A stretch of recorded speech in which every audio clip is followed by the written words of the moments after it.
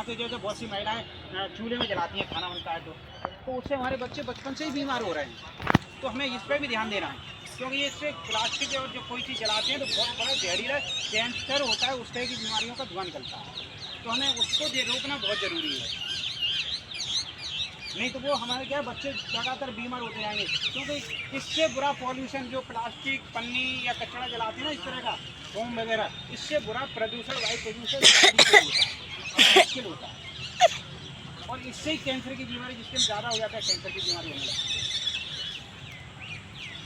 ये महिलाएं mostly school में पन्नियाँ वगैरह या टाई की जलाते हैं। उससे होता है कि कोई भी प्लास्टिक की चीज़ जलाते हैं तो उसमें आप देखो काला काला उसमें काला धुआं निकलता है और बहुत बदबू गंध आती है।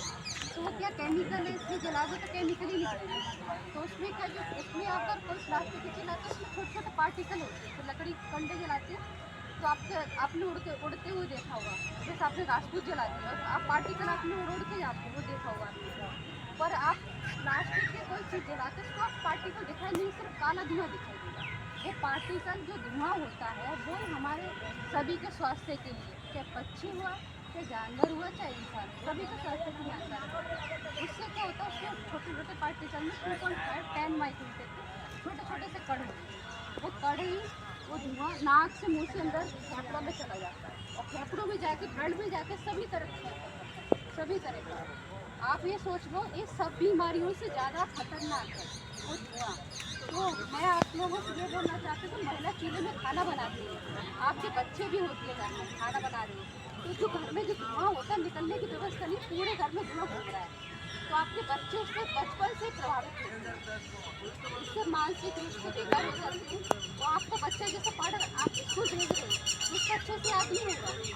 आप जो कितना कोर्स करो उसको पढ़ने के लिए, चाहे आपके मैडम स्कूल में जो भी टीचर होते हैं कितना ही कोर्स करें उसको अच्छे से याद नहीं होगा।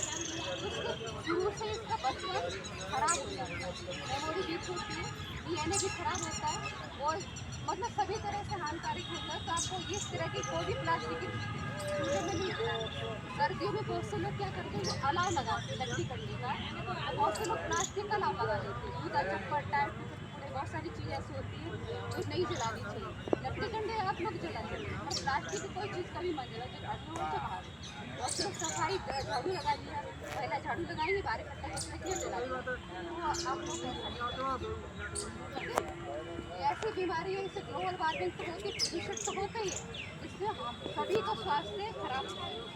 ठीक है, ये प्लास्टिक का उपयोग भी बंद करो, मतलब थैले का उपयोग करना है ऐसे। जब भी आप बाजार जाते हो तो आप थैला लेके जाओ, बहुत सारी पन्नी लेके नहीं आओगे ना, बहुत सारा कचरा डला दिखाई देगा। आपने यहाँ गाँव हो या शहर हो, सभी जगह देखो कलरफुल कचरा डला दिखता है पन्नियों का, है ना।